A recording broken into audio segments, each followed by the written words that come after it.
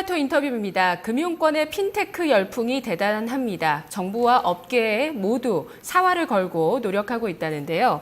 지난해 청와대에서 열린 규제개혁 대토론회에서부터 시작된 핀테크 열풍이 1년 가까이 된 지금 어떻게 진행되고 향후 전망은 어떤지 뉴스토마토 경제부 김민성 기자와 함께하겠습니다. 안녕하세요. 네, 먼저 이 우리나라에서의 핀테크 이슈의 시작이 어디서부터인지 좀 알아볼까요? 예, 금융권에 이제 아까 말씀하셨다시피 핀테크가 초점이 맞춰진 데는 작년 이제 청와대에서 열린 규제개혁 대토론회에서부터 시작이 됐습니다.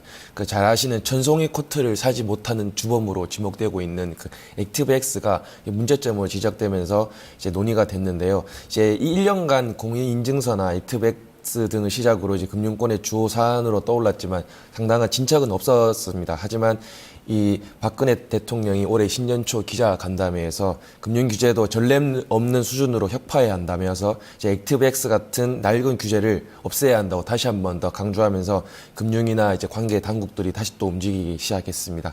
그러면서 이제 인터넷 쇼핑이나 인터넷 뱅킹을 할 때, 즉 이제 전자금융 거래를 할 때 앞으로 공인인증서 이외에 다른 인증수단도 금융회사나 기업들이 이제 인증수단으로 활용할 수 있는 길이 열리게 됐습니다. 네, 정부와 업계의 질긴 줄다리기 끝에 일단 핀테크 시대를 여는데 빗장을 하나 푼 셈이 되는데요. 공인인증서와 액티브엑스의 의무사용, 잘못 얘기를 했네요. 공인인증서와 액티브엑스의 의무사용이 폐지되면서 다른 인증 수단이 도입이 돼야 될 것 같은데요. 다른 수단이 있다면 일단은 가장 민감한 사안인 보안성 문제가 중요할 것 같습니다. 한번 짚어주시죠. 이제 액티브엑스가 사라진 자리에 있는 이제 범용 보안 프로그램이라고 불리는 EXE 파일로 이게 채우게 됩니다. 그 EXE 방식이 도입이 되면서 그동안 이 번거롭고 오류가 잦았던 이 플러그 로그인 기반의 보안 3종 세트라고 불리는 이제 백신, 개인 방화벽, 키보드 보안 이 파일들을 이제 한 파일로 대체를 할 수 있게 됐는데요. 이 장점은 이제 한 번만 설치하면 이 카드사들 간의 호환도 가능하다는 점입니다. 즉 이제 같은 시스템을 이용하게 되는 신한카드, 삼성카드, 현대카드, 롯데카드 그리고 이 밖에 KB국민카드, BC카드, 우리카드끼리는 EXE 파일을 호환할 수 있게 되는데요. 하지만 문제점도 있습니다. 기존의 액티브엑스 프로그램과 충돌을 일으킬 가능성은 여전히 남아있다는 점입니다. 기존의 액티브엑스 프로그램이 깔린 상태에서 그 EXE 파일을 설치하게 되면 보안 프로그램 간의 충돌이 일어나서 그 결제 절차에 오류가 생긴다는 점이 이제 문제점으로 떠오르고 있고, 또 최근에는 이 EXE 프로그램이 악성 파일로 둔갑할 우려가 있다는 점도 나오고 있어서 추후의 경과를 계속 지켜봐야 되는 입장입니다. 네. 토마토 인터뷰에서 예전에 또 액티브엑스 폐지 이후에 IT 금융 보안에 대해서 변호사님과 얘기를 나눈 적이 있었는데요. 그때 듣고서 처음 알게 됐어요. 액티브엑스 폐지돼야 된다. 이게 MS의 프로그램이더라고요. 예, 마이크로소프트의 웹브라우저 인터넷 익스플로러가 지원하는 확장 프로그램인데 이것을 이제 전반적으로 업계에서 EXE 파일로 대체하고 있는 상황이라고 얘기를 하더라고요. 이제 여기서 또 한 단계 더 진화가 있어야 될 것 같고요. 또 업계에 나와 있는 이슈를 보면 지난달에 스페인 바르셀로나에서 열렸던 모바일 월드 콩그레스에서 삼성페이가 소개됐습니다.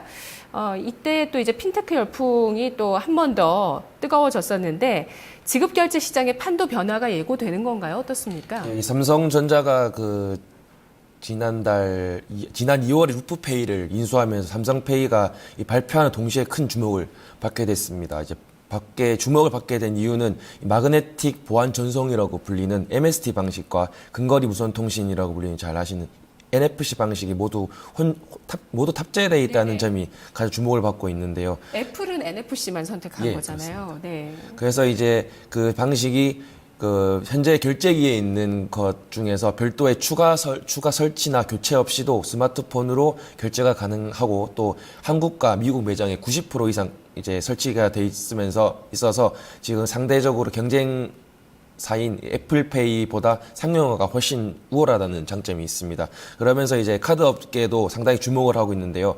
그 카드 업계 한 관계자는 세계적으로 NFC 단말기가 가진 가맹점 비중이 매우 낮은 상황이기 때문에 이미 널리 보급된 기존의 마그네틱 카드 단말기를 이용해서 비접촉식 모바일 결제가 가능하다는 점은 이 삼성페이가 나오게 된 점을 높게 평가해 줄 수 있다라고 말한 적이 있습니다. 그 이야기는 그 애플이 선택한 NFC 방식의 애플페이보다 좀 더 범용화될 수 있는 가능성이 있다는 얘기인가요? 예, 그렇습니다. 아, 그렇군요.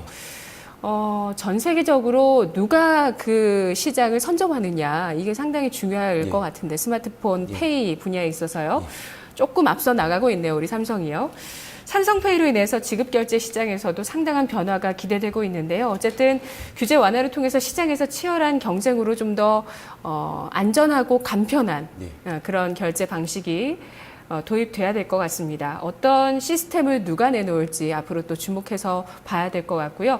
뿐만 아니라 핀테크의 꽃하면 최근에 이제 뭐 단순한 그런 페이가 아니라 인터넷 은행까지 설립을 해야 된다라는 얘기들이 많이 나오는데요. 이 부분은 어떻게 진행되고 있나요? 예, 말씀하신 대로 핀테크를 통해 가장 끝자락에는 그 인터넷 은행이 설립돼야 한다는 이슈가 잡고 있습니다. 이 인터넷 은행은 이제 지금 은행을 가면서 이용하는 결제, 뭐 송금, 대출, 나아가서 펀드 투자 이런 것들도 이제 인터넷 은행을 통해서 하게 된다는 건데요.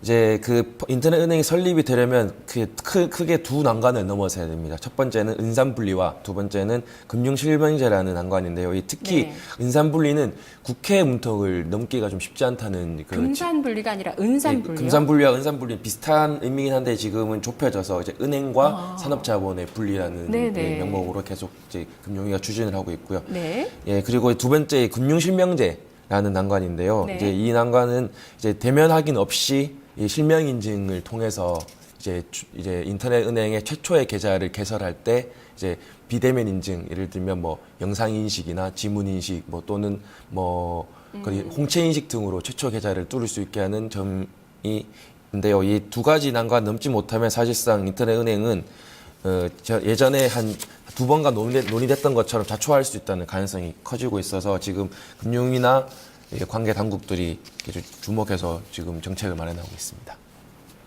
네.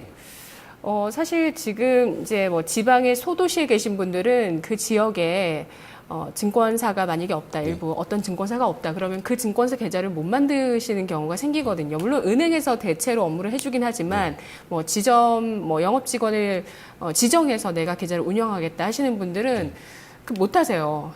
직접 방문을 해야 되기 때문에 금융실명제 또 은산분리 이것이 어떤 규제 차원에서 인터넷 은행 설립을 가로막고 있는 상황이군요. 예, 그렇습니다.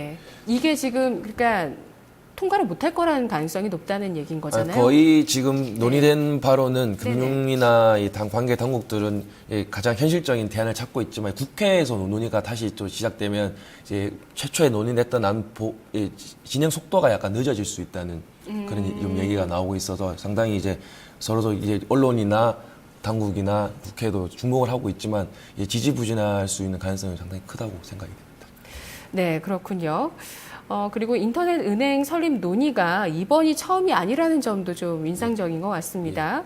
기존에 또 나오기도 했었고요. 보안성이 보장이 된다면 편의성 측면에서는 인터넷 은행이 설립이 된다면 또 다양한 기업들이 다양한 동력들을 얻을 수 있을 것 같은데 그래도 이렇게 좀 편리해지고 보안이 뒷받침이 된다고 하더라도 사실 우리 기존에도 금융사고가 많았잖아요. 인터넷으로. 그래서 그 보안에 대해서 우리 소비자들이, 우리 국민들이 좀 신뢰가 약합니다. 그래서 오히려 좀 보안이 우려되지 않을까 이런 생각들 많이 하실 것 같아요. 좀 짚어볼 만한 내용이 있을까요? 예, 말씀하신 대로 이제 장점만 내포하고 있는 것은 아니라고 지금 계속 분석이 나오고 있는데요.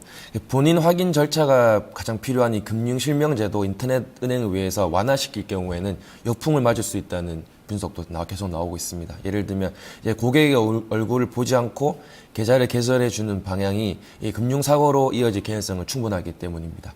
비대면 인증의 정확도가 96%에 그친다는 것도 문제점으로 지적되고 있는데요. 전체 중에 이제 4%라고 한다면 상당히 적은 비중이지만 이 금융 거래에서 4%라고 치면 빈도가 상당히 잦은 편으로 분석되고 있습니다. 그렇기 때문에 사고가 만약에 발생하게 되면 상당한 혼란으로 가져올 수 있고요.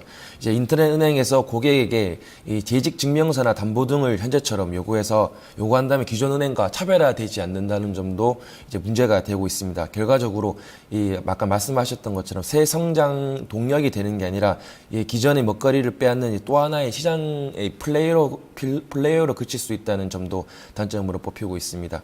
또 계좌 개설 때 본인 확인 절차가 강화돼야 되는 이게 큰 흐름인데 네. 이제 비대면 인증을 허용한다는 것은 시대에 역행하는 발상이 아니냐 이런 또 좀 지적도 나오고 있습니다.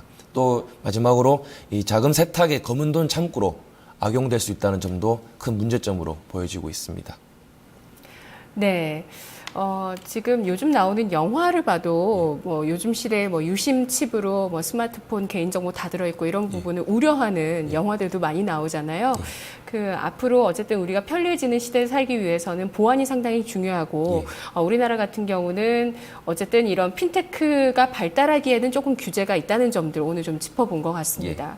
네, 마지막으로 뭐 해주실 말씀 있으신가요? 예, 이제 비대면 인증이나 인터넷 은행이 수월하게 흘러가려면 관계 당국뿐만 아니라 국회의 동의도 아까 말씀드린 네네. 필요하다고 하셨는데 그게 이제 규제 혁파의 의미가 아니라 이제 전반적인 동의가 있어야 되고 하니까 이제 국회에서도 조금 현실적인 논의를 해서 반대만 하지 않고 좀 진척될 수 있게 각자 노력을 좀 해주길 부탁드립니다. 네, 우리 핀테크 사실 많이 뒤처져 있거든요. 우리나라가 앞으로 어떻게 발전할지 계속 정부와 업계의 흐름 짚어보도록 하겠습니다. 오늘 이야기 잘 들었습니다. 고맙습니다. 네, 토마토 인터뷰 오늘 핀테크 이야기 들어봤습니다.